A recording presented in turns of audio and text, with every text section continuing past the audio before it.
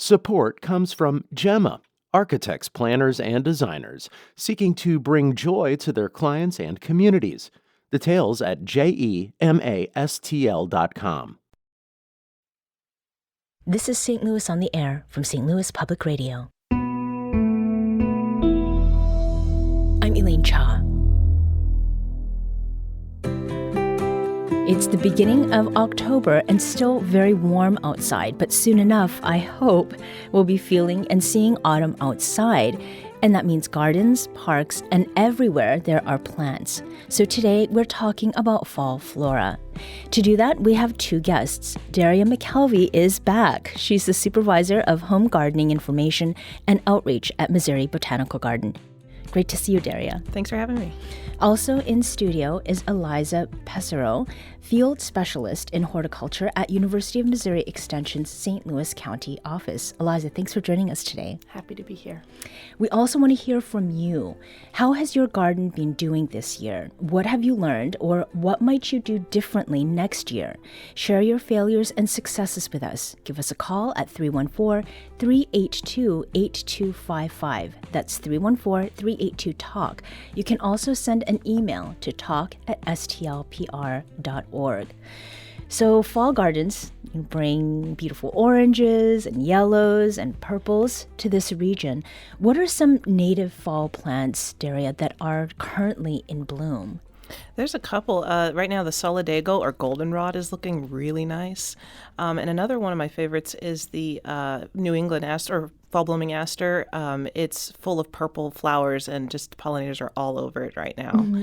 And are we seeing those everywhere in the region? Yes, especially a lot of gardeners, but you can probably go to some native areas and you'll see them as well. Mm-hmm. Are there any that have caught your eye, Eliza? I was actually going to say those same two. And I think specifically, I love looking at the goldenrod because there's a lot of goldenrod soldier beetles that you'll see all over those. Soldier beetles? Mm-hmm. Oh, what do those look like? So they actually look a little bit like a lightning bug, which is also a beetle. They have a similar body shape and similar coloring. So they're black. And then, I wish I had a picture in front of me. They have a small yellow spot in the lower part of the wing. Mm-hmm. And those are not harmful insects? No, not at all. They're native, and they're just feeding on the nectar and the pollen on the flowers. Mm-hmm. So for next year, when is the best time to begin planning for these autumn plant species that we're seeing, Daria? Right now. If you are seeing something right now that you like, go ahead and start thinking about where you would want to put that in your yard and what it's going to take to get it to where you want to see it next fall. What are some of the basics to keep in mind around that? I would say definitely for find a place. We always say right plant, right place. Think about the sizing, because when you get that plant, it's going to be a cute little baby plant, but it's going to grow and fill in. So you're going to want to make sure you have the right conditions for that plant to thrive. Mm-hmm. What are some of the common mistakes people make with these kinds of plants? Definitely just not planting where they should, or not taking the time to plan ahead of time. Usually, I think a lot of gardeners are impulsive. I do that too. Yeah. And we don't really think about, okay, what is this really going to take? So doing your homework beforehand is really important to having a successful garden. Mm-hmm. So not planting where they should. Are there areas in particular people should avoid doing this planting? Not necessarily. It depends on, you have to know your yard. So if you have a spot that is pretty dry, you don't want to stick something that likes to have wet feet. It's just not going to thrive. So finding something that's adaptable to those spots in your garden is going to be the best advice. Mm-hmm. In terms of insects, what kinds of insects do help when it comes to planting these autumn plants? What is it that we should be looking out for, Eliza? Yeah, so really any flowering plant, like the ones we had mentioned before, is going to be beneficial to insects, since a lot of insects are eating pollen and nectar. Fall is a time of year when there are very few other floral resources out there. So anything that is blooming right now is going to be really important for insects. In particular, that New England fall blooming aster that Daria mentioned, that is really attractive to bumblebees because they really like those purple colors on flowers. Mm-hmm. Is there anything about the longer warm season that has affected insects in particular? That's a good question. it is something that happens, I think, over time. We are seeing that a lot of species that used to live further south are migrating northward. So they're expanding their ranges, and this is in particular for bumblebees. But then for some species that already lived farther north, just in the U.S. in general, their range is actually contracting. So while this can be beneficial, this longer warm season for our warm season bumblebees, our bumblebees that prefer a cooler temperature are actually going to be more impacted negatively. Before we started the show, we were talking about some edible things for harvest. Before we get to that particular thing, how is it that we can tell when it is time to harvest fall vegetables? Daria? Actually, just when it's, pretty much ready, like knowing your crop ahead of time, how long it needs to persist. And for most of our cool season vegetables that are growing right now, you can, harvest them all the way up until the first frost. And even if you protect some of them, like with a frost cloth, you may actually get to harvest some plants even into November. So it just depends on the crop itself. How are things looking in comparison to last year? I think it's about the same last year. As last year, we were still kind of dry around this time. So we're still seeing some plants that are, struggling a little bit with after coming off of a heat wave and also the lack of water, too. Mm-hmm.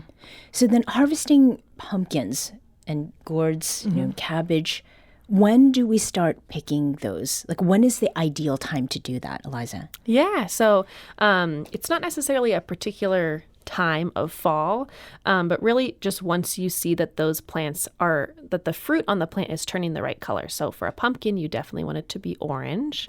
And then other types of squash, butternut squash that have more of a kind of a creamy brown color, you want to make sure that they're reaching that correct color before you harvest them.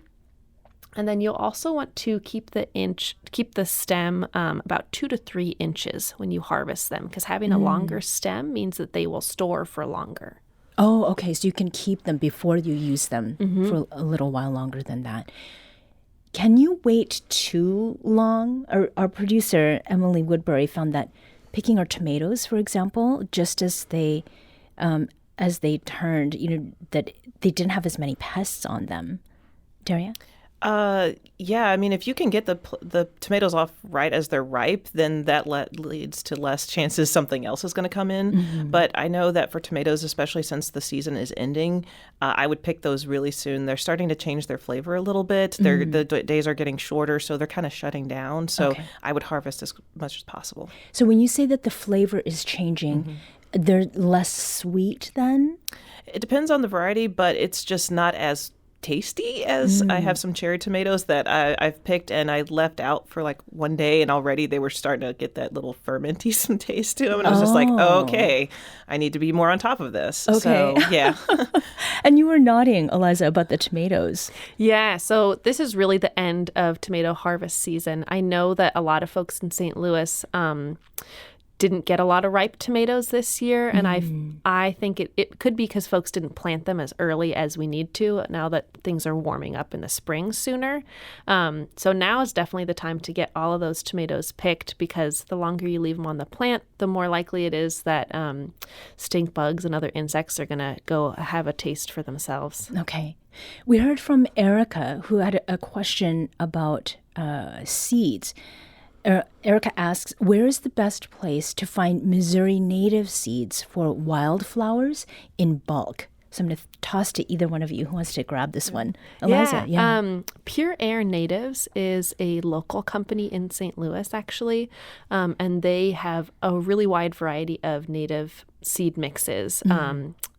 Depending on if you have like a lot of land out in the county, St. Louis County, or if you have a smaller yard and you want to do a pollinator garden, they have a ton of really great mixes for different opportunities. Yeah. Can you give the spelling of that source? Yeah. Yeah. So it's Pure Air Natives. It's PURE space AIR. Okay. And then natives. Okay, not HEIR. I was thinking of heirlooms. Oh, yes. Right. Yes. Pure okay. Air. Great to hear that. And we were talking earlier about persimmons. So those also are ready to be picked and eaten? Not quite. Our native ones, usually a little bit later in the year, probably closer end of October and November. You want to wait until that persimmon gets a little on the mushy side. If you've ever picked one too early, you will know. Your mouth will it'll taste like chalk. Oh, that's not pleasant. No. And Eliza, you said that there's a native persimmon here. Yeah, so I think it really depends on where the tree is right now. I live near Tower Grove Park, and I walk by several persimmon trees every week, and there's one tree that just finished all of the fruit ripening. So if anyone lives by Tower Grove Park, go check it out. But then there's a couple trees just further down a little bit more in the shade, and they haven't all started ripening yet. We need to take a quick break, but we'll be back shortly to continue this conversation. We'd like you to join us too. How has your garden been doing this year? What have you learned, or what might you do differently next year? Give us a call at 314-382-8255. That's 314-382-TALK. You can also send an email to talk@stlpr.org.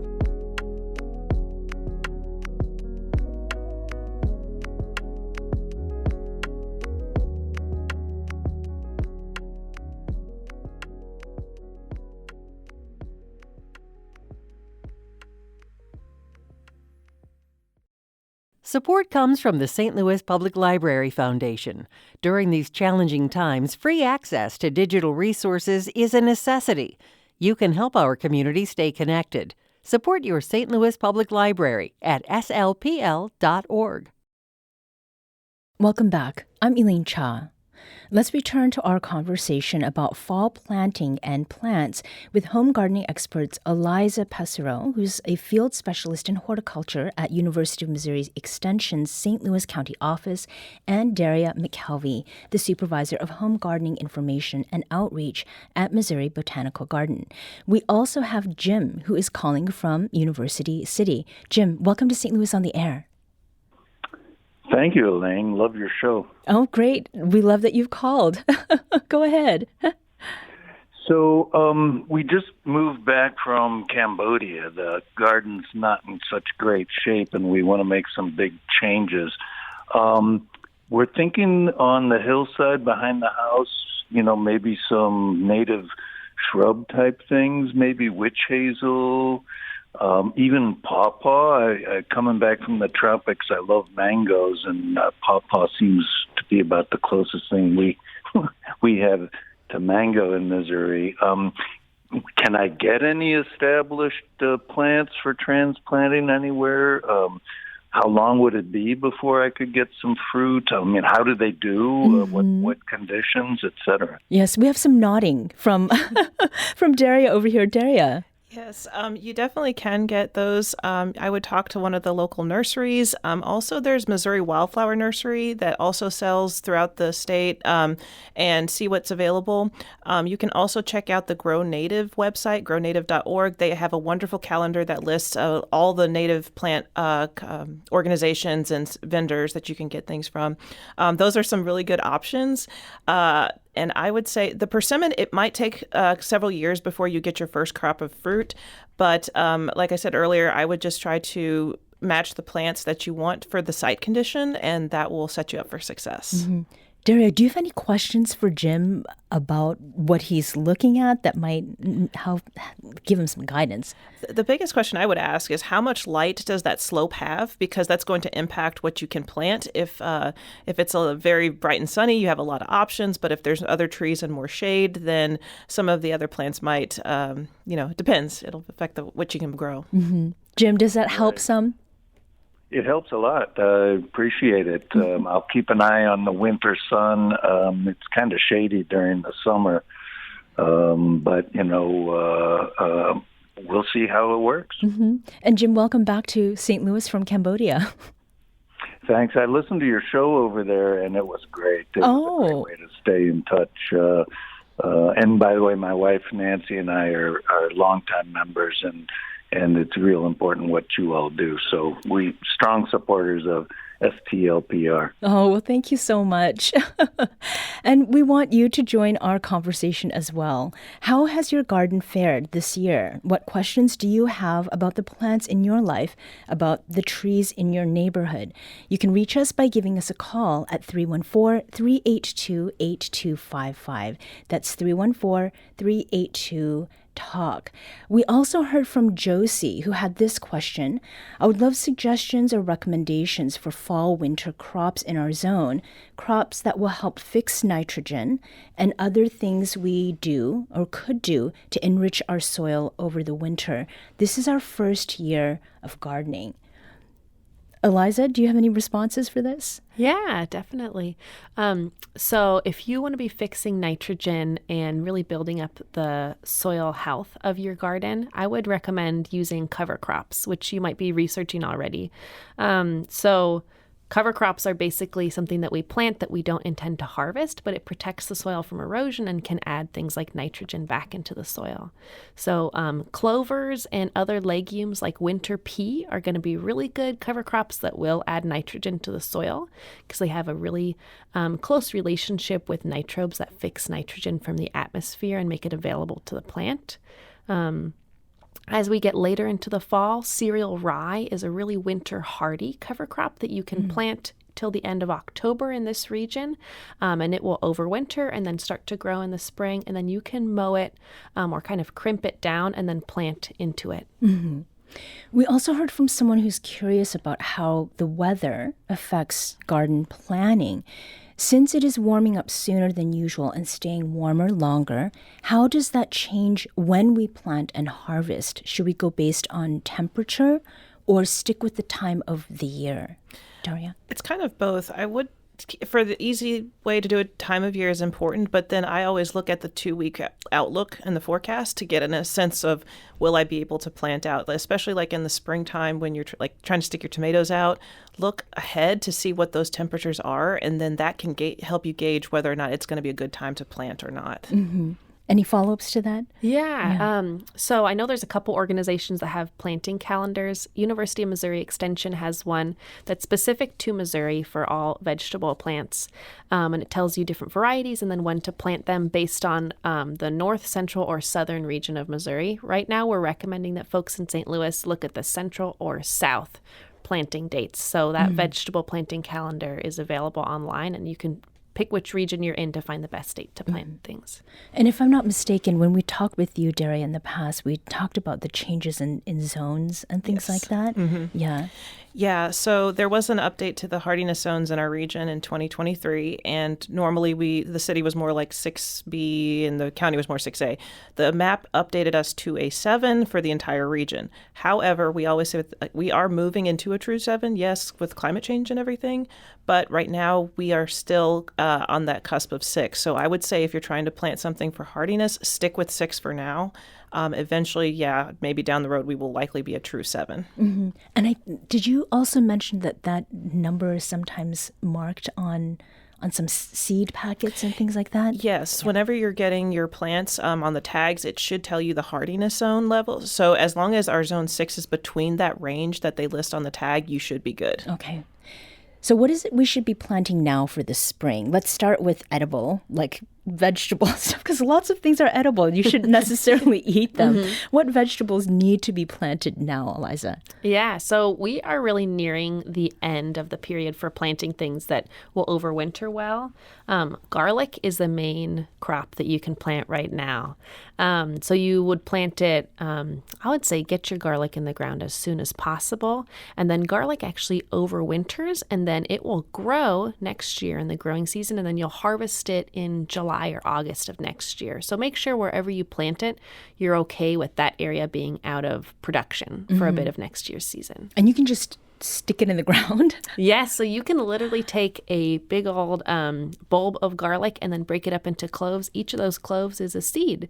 And so you plant each clove a couple inches down into the soil, and it will act almost like a daffodil bulb, and then it will overwinter and grow next year. Daria, is there anything we should consider about where we plant garlic? Just as long as you, like Eliza said, you've got the space for it, and that corner is not going to be available until July. So you want to make sure that you think about where you're going to plant your other plants, especially even when you start getting into your summer crops. When it comes to ornamental plants and grasses, what needs to be planted in the autumn, Daria, that can give a lot of spring color, in particular to your garden? Actually, right now, a lot of trees and shrubs. This is a really good time to start getting ready for that. The temperatures are dropping, and so they're going to be less stressed when you plant them. And so you can pick some plants that are going to have some nice color in the spring. And speaking of trees, there's an annual debate about whether people should leave the leaves, to rake or not to rake. If you do want to rake or have to do so, what's the best way to go about that, Eliza? Yeah, so raking your leaves is totally fine. We recommend leaving leaves in your garden somewhere and not running them through like a lawnmower to shred them, because in the fall, our dead leaves on the ground is where a lot of our butterflies and moths are going to be overwintering. So as long as, if you need to tidy up your garden and move leaves kind of to the base of a tree, or you can put a thin layer of leaves over your lawn, thin enough that it won't actually smother your lawn. You can even put leaf mulch onto your vegetable beds. As long as you're not actually breaking up those leaves themselves, you won't harm any of the insects inside, and you'll be able to tidy your garden and then continue to have habitat for those insects to emerge in the spring. Do you eventually mow them, though? I mean, if you mow them this spring, is that going to deal a death blow to whatever is there? Great question. So I would not mow them in the spring either, since it really depends on how warm of a spring we get. There are different times that all these different species are going to be emerging from the leaf litter. So I wouldn't mow anything in the spring either. Chances are, with the cold and wet of the winter, a lot of those leaves are going to kind of start to break down on their own. So you won't need to mow them at all in the spring. And is there tidying up that we should be doing, or just let it be? For the leaves themselves, let it be. The leaves, the leaves are already a perfect habitat for these butterfly and moth species. And there's probably already butterflies and moths in those leaves right now, so you don't need to do anything else. Fireflies too? Fireflies as well, yeah. Yes, I think we've talked about fireflies on the show. So, and then grasses. Daria, should we give them a good trim into winter? Should I tell my mother-in-law that she can chill out on the mowing? Yes, you can tell her that. Yeah, for ornamental grasses, please leave those up, because that's right now we're coming into their peak season, and they are gorgeous right now. And so we want to enjoy them. We also want to enjoy them in the winter. They provide habitat for all kinds of critters. And even when hopefully we get some snow, it'll have a winter interest as well. So typically we don't do our sort of our tidying up and winter cutback until actually like almost February. Right just before the new growth comes on. So we need to talk about foliage, because autumn is my favorite season, and that changing of the leaves is something I so look forward to. And some leaves are starting to turn, but not too many have transitioned from summer green just yet. Daria, what do you think we'll see this fall? Can we expect something spectacular, or do we need to sort of just cross our fingers? At this point, unfortunately, I have to say, cross your fingers. I'm always hopeful, but because things can change. But given the fact that we've just, like I said, come off that heat wave, we have not gotten a significant amount of rain. Even with the couple amount we got 2 weeks ago, it's still not enough, and things are starting to drop early. And also, I looked at the 2-week forecast. We're not expected to get a whole lot of rain, so that's going to affect the persistence of fall. The leaves, they drop sooner, and also the coloration may not be as vibrant. The cool temperatures will help a little bit, so there is going to be some, but maybe that true spectacular that we've seen in the previous years, I don't know. We'll see. Right. We'll have to look at our screensavers and things on our computers. Is this partly the effect of drought, there not having been enough water, Eliza? Yeah, so this is probably the effect of drought. because there wasn't a lot of water this year. It's also just, this area is pretty warm into the fall. So a lot of when we expect to see fall foliage is just later here than it is in other parts of the country. Mm-hmm. And does this then mean that trees will also, that they'll feel an effect next year? Yeah, there is a chance, especially that you have to also think about not just this year, but the previous years. We've had repeated drought, and so that adds up over time.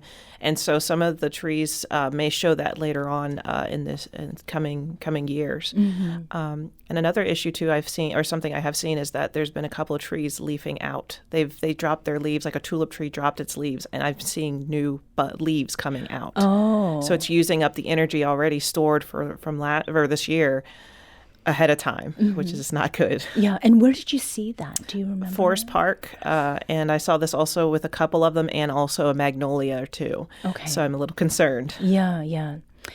We're going to take a very quick break here. We'll pick up our conversation about all things fall gardening and plants in just a moment, and we want you to be part of that conversation. What are you planting this fall? Send us your garden and plant-related questions, and we'll pose them to our experts here.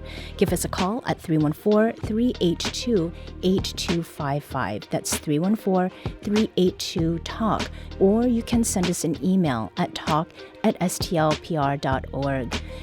We also would love to see some of the photos maybe you have taken where there is better fall foliage, maybe not right in our region, but outside.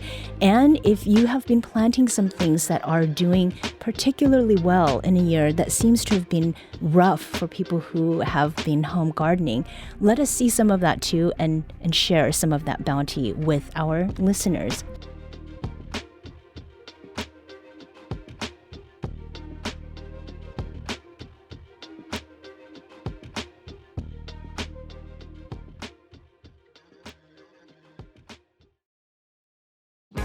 If you have a smart speaker, you have access to the entire world of NPR and St. Louis Public Radio. All the latest news and all the captivating stories. Activate our voices with yours by telling your smart speaker to play St. Louis Public Radio. Welcome back. I'm Elaine Cha. We're talking fall gardens and all things autumn plants today with home gardening experts Eliza Pessereau and Daria McKelvey. We're also hearing from you, like Andrew in Dogtown. Andrew, welcome to St. Louis on the Air. Hello, thanks for taking my call. Sure, go ahead.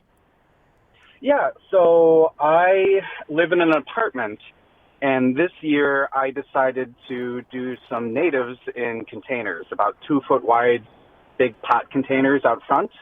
Right now my aster is blooming. It looks beautiful. The milkweed had bloomed a few weeks ago. And I was wondering, with perennial natives in container gardening, what kinds of things I can do as we head into fall and toward the winter to help out that soil in the pots to ensure that those plants come back beautifully and vibrantly next season. Mm-hmm. If there's any kind of soil maintenance for fall that we need to be aware of in our garden. Yeah. Eliza, you're nodding vigorously. Yeah. First of all, I love that you are doing that. I think we need to encourage more native plants in containers for folks who might not have a yard that they can renovate in that way. So that's awesome. Right now is a good time to be putting down fertilizer, so you can get a fertilizer mix that will work for those potted plants. I think as it gets colder this winter, you're also going to need to think about keeping the roots of those plants from freezing. So making sure that you have some type of insulation or something that you can put around your pots to keep the roots from freezing. And I'm saying this and realizing I need to do this for my own plants as well. Because since those pots are above the ground, they're going to be more exposed to freezing temperatures. Mm-hmm. Are there any things about insects particular to homes that someone would need to be aware of if they are trying to raise some plants outdoors of an apartment? Let's see. So I think it depends. Yeah, beneficial. I think having a lot of these native plants in containers, if you have enough sun for them to be flowering, that's going to provide a little bit of extra habitat for pollinators and other native insects on your balcony or stoop or wherever you have the containers. In terms of pests, it is always helpful kind of with any plants to be checking the plants definitely under the leaves. If it's something that you're trying to eat, if you're trying to grow like kale or bok choy out on your balcony the way I do, it's helpful to check underneath the leaves if you're seeing any damage, because oftentimes that's where pests are hanging out. Mm-hmm. Thank you for your call, Andrew. Andrew, reach us at 314-382-8255. That's 314-382-TALK. We also have Marlene on the line from Brentwood. Marlene, welcome. Hi. Thank you very much for taking my call. Sure. It's wonderful talking about native gardens, but I have two interesting stories. One is about the New England aster, which I agree is totally beautiful, but it also becomes very aggressive. I had about a 1.5 foot area that it was in, and within 2 to 3 years, it was taking over my garden. Mm-hmm. I had no idea. So I'll share that. And then also an elderberry bush. And I had a friend that gifted me these natives, okay? So I did not check them out because this was a friend and I was ignorant enough not to ask questions. But one thing, the elderberry bush, which is great for birds and for you if you get the berries before the birds. But it sends out runners. Oh, my God. I had someone dig up a bush. It's more like a tree. Huge limbs and lots of berries. But anyway, I had somebody dig it up and put down leaf mulch and cardboard to help tame it, if you will. Mm-hmm. Marlene, yes, thank you so much. I want to get a response actually here from Daria, because she has been nodding as she's listening to what you have had to say.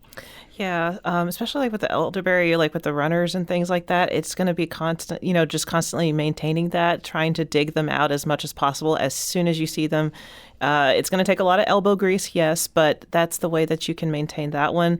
And yes, the fall blooming aster is notorious for spreading a little bit. So maybe sometimes with perennials, you can do a little cutback early in spring so that it can kind of control the size. And if you have to, take off some of those sections to kind of get it to a size that you're going to be able to work with. Mm-hmm. So it sounds like definitely getting some research in about what is going to be planted is yes, advisable.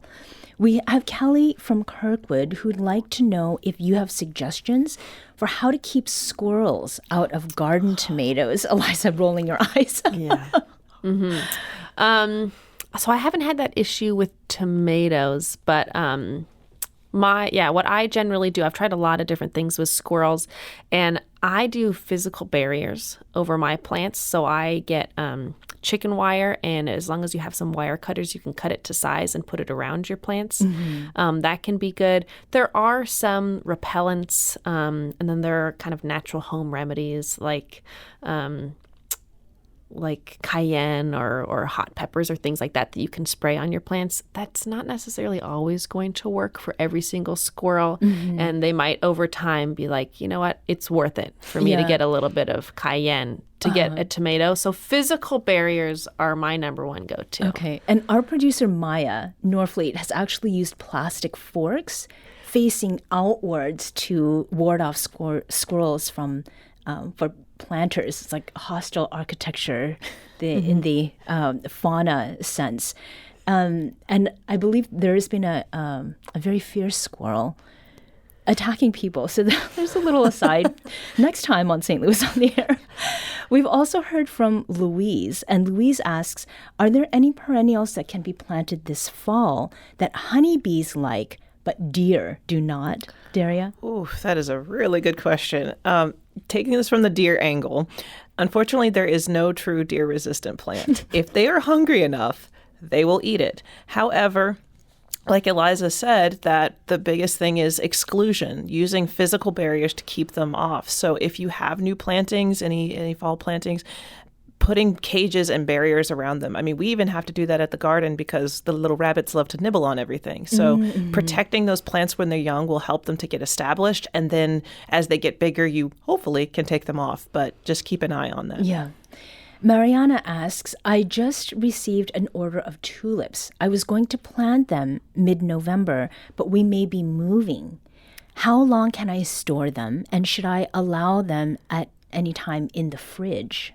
Daria? Yeah, I would keep them in the fridge actually and keep them chilled until you can get to your site. And if you get to your new home and maybe by the November or something you can't plant them, maybe try potting them up and then sticking them out, outside or something, and then having them that way they're more mobile and you have a bit more flexibility with planting. Mm-hmm.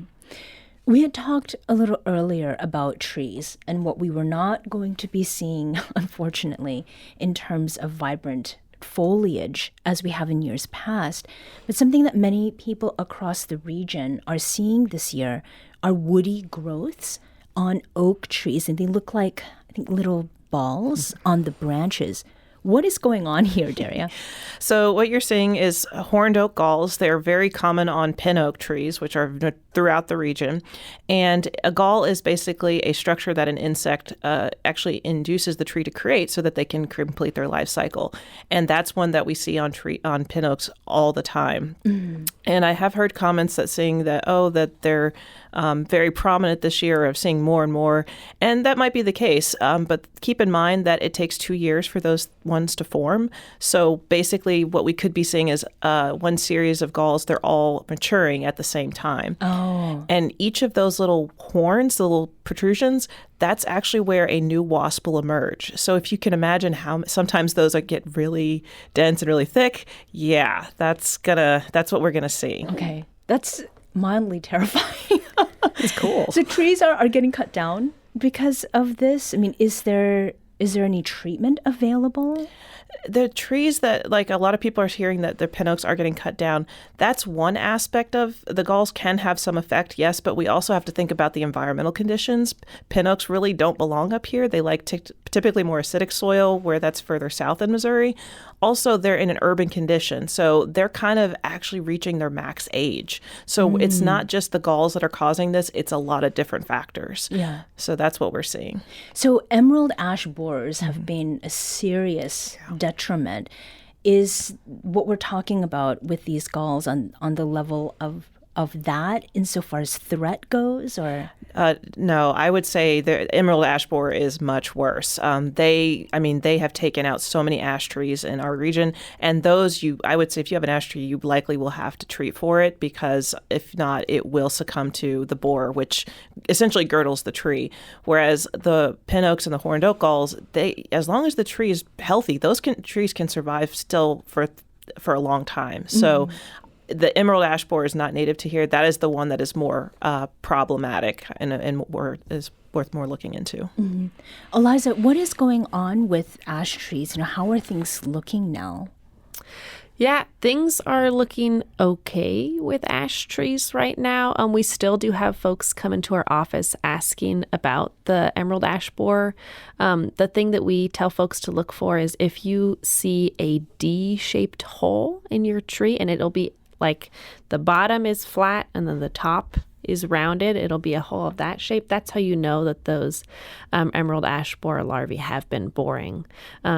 So that's one sign that the ash borer is already in your tree. Mm-hmm. But other than that, really talking with your arborist is going to be the best way to figure out how to treat your tree if you need to do anything. Mm-hmm. And speaking of arborists, Daria, I understand you are a certified arborist. Yes, I am. So with the leaves, about to fall from the trees, it's a good time to examine leaf shapes and identify the trees in your neighborhood.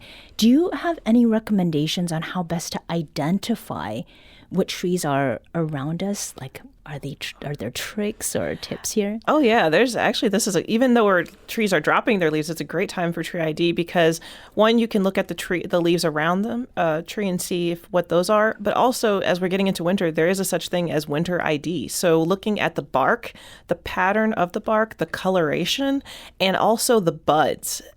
There's actually some definitely good guides. I think there's one even from MDC and other books that you can get, and so you can can actually go out and identify trees based on those characteristics, even without the leaves.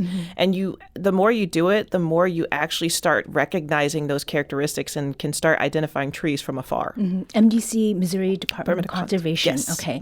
And I want to make sure that we get to this part, which is plants indoors during the winter.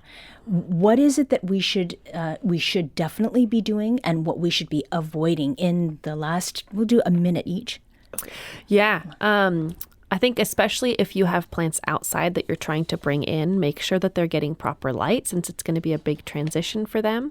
Also, make sure if you have any plants by windows, you make sure that they are not by the windows at night, because those temperatures are going to get really cold. Okay. And Daria? I would say watch the watering. I know we're tempted to water, but photosynthesis slows down in houseplants during the winter, so they may not need as much moisture. Also, the humidity is going to be affected too, so they might struggle a little bit because that's changing as well. And in the last 30 seconds or less, best gardening hack you've discovered, Daria? Oh, that's a good question. I'll just go with what I always say. It's not a hack, but right plant, right place. That is still the mantra, and that will save you so much headache from anything from pests and diseases to right plants. Okay. And Eliza?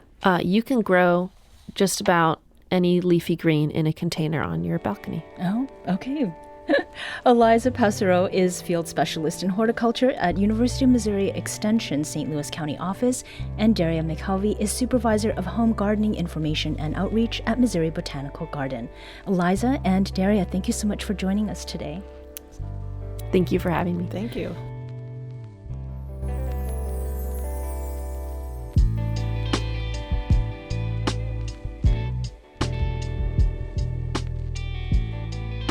This episode was produced by Emily Woodbury. Audio engineering and podcast design by Aaron Dorr. Our executive producer is Alex Hoyer. St. Louis on the Air is a production of St. Louis Public Radio. Understanding starts here. Do you find yourself regularly listening to episodes of St. Louis on the Air?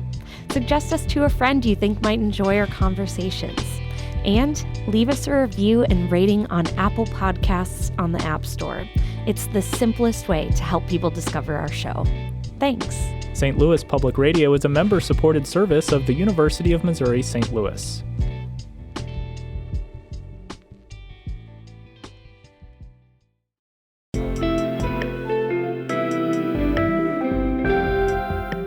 The Gateway brings you the day's news each weekday from around the St. Louis region and the state capitals in Jefferson City. Our schools are accredited. We don't need this bill. And Springfield. How many more years must pass before lawmakers see time is of the essence? I'm Abby Larico. Join me each weekday for The Gateway on the STLPR app or wherever you get podcasts.